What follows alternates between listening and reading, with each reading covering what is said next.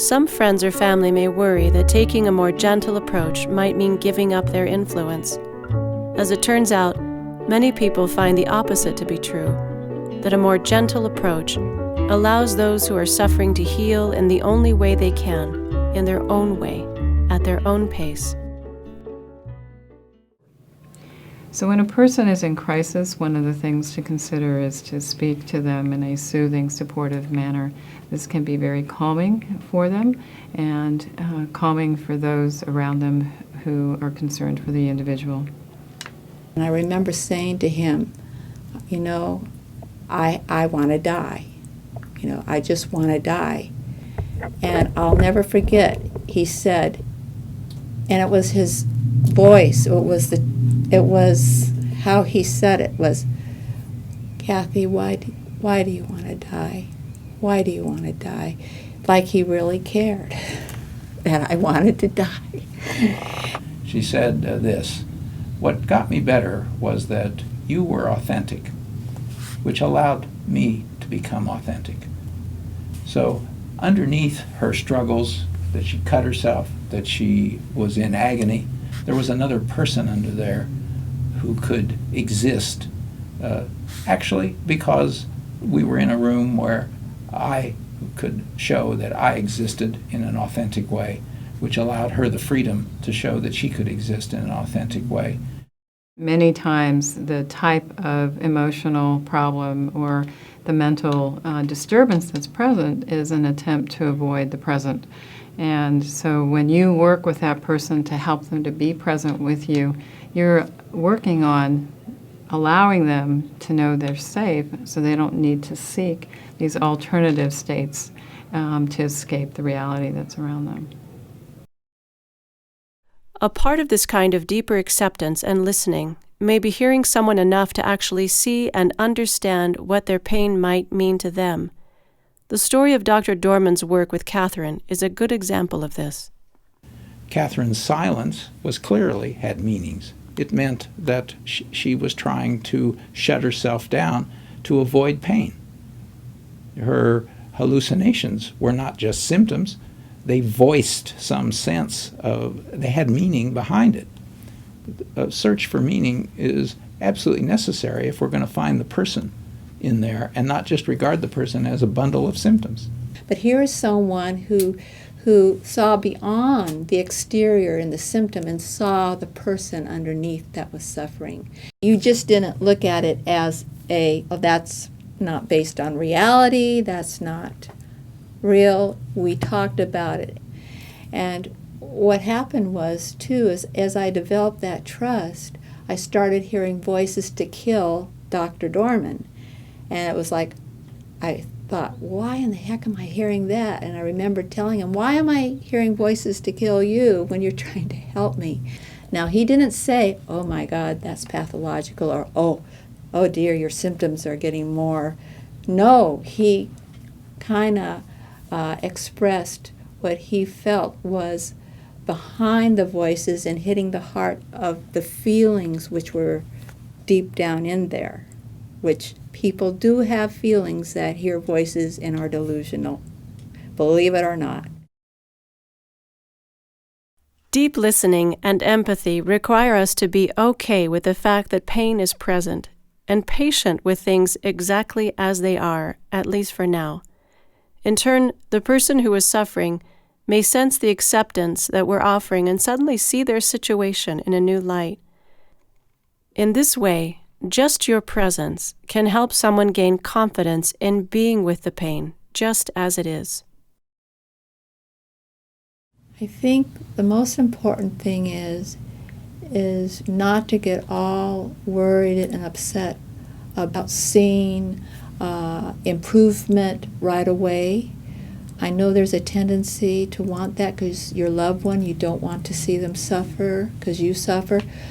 But if you can only believe that there is a part of every human being that has that wellness in them, if you can just believe in that, even though what the outside says the opposite, but believe in that, and I think,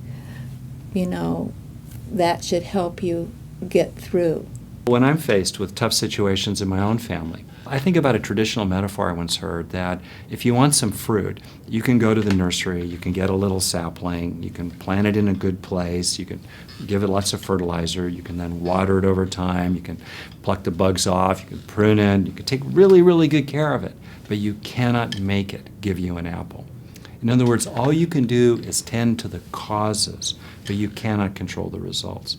And it's quite peaceful to appreciate that, you know. After that, we can step back, but paradoxically, that lack of persuasiveness or pushiness or threateningness actually makes it easier for the other person to receive it, which we can recall ourselves when people have treated us in that kind of respectful way. We treat suffering as if it's a pathological state. And the truth is that what we need to be doing is surrounding people in community and in society and creating a safety net for them.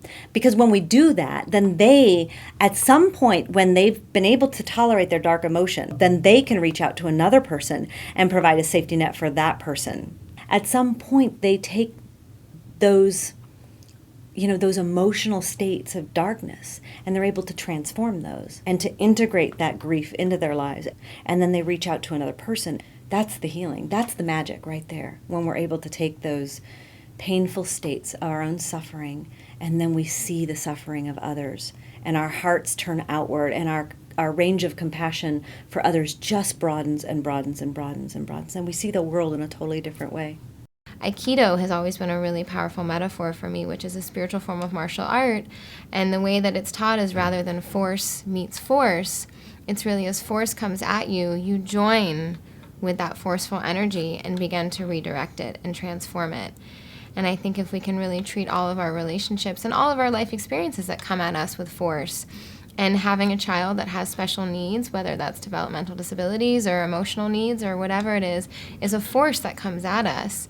Really connecting with them and coming to that place of joining rather than coming at them and needing to fix them. We live in a world where we're constantly being met with forces that feel greater than us, that feel so strong that we want to fight against, that don't feel good, that we don't want in our lives. And that's our initial reaction.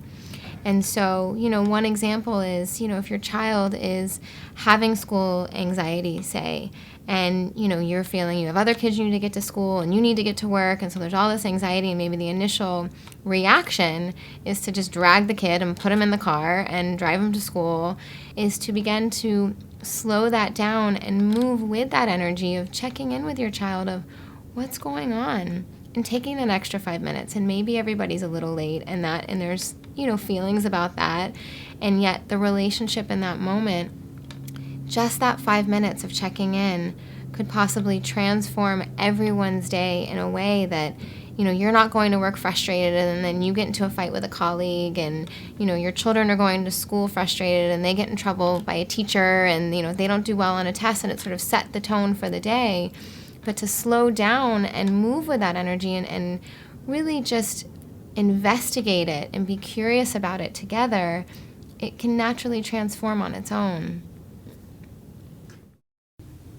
Being with suffering is a hard thing, being with our own suffering and being with the suffering of others. And yet, if we don't learn to be with suffering, then we miss all the gifts that come from that suffering. And those are some pretty important things.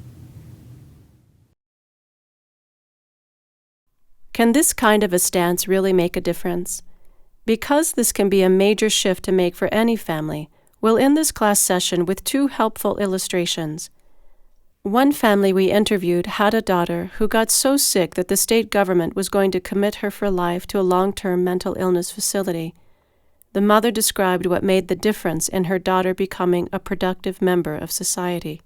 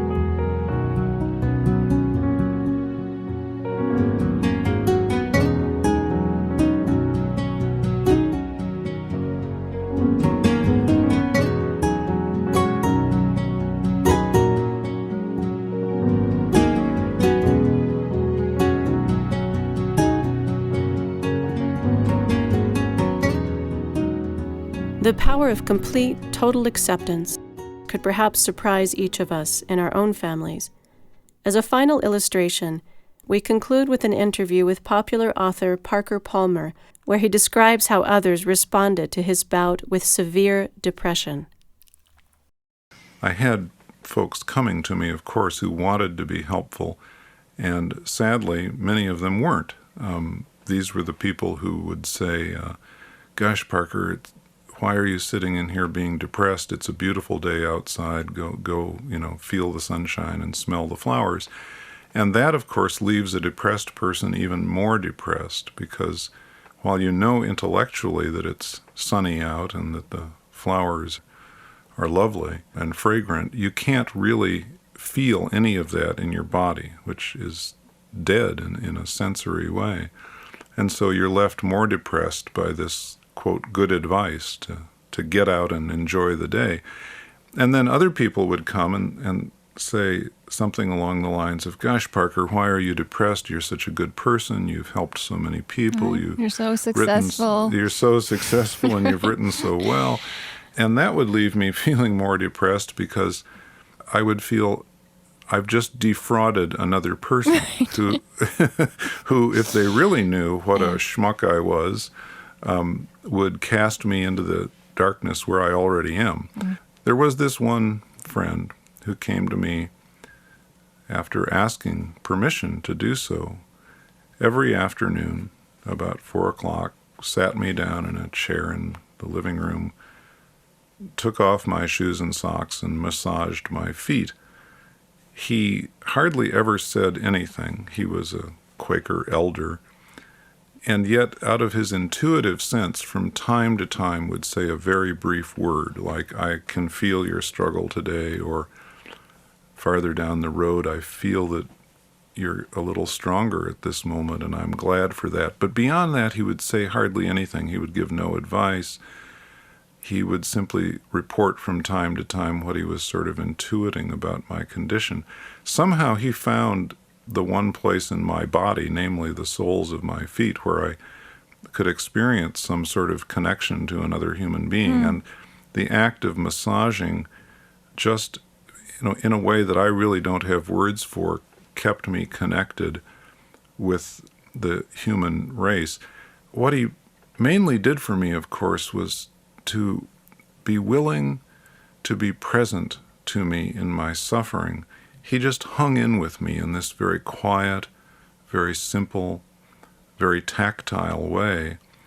And I've never really been able to find the words to fully express my gratitude for that. But I know it made a huge difference. And it became for me a metaphor of the kind of community we need to extend to people who are suffering in this way, which is a community that is neither invasive of the mystery nor evasive of the suffering, but is willing to hold people in a space, a sacred space of relationship, where somehow this person who is on the dark side of the moon can get a little confidence that they can come round to the other side.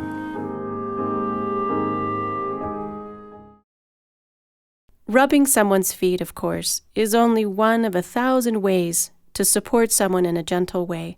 Your own way as a family or as friends will be different. Good luck in finding it.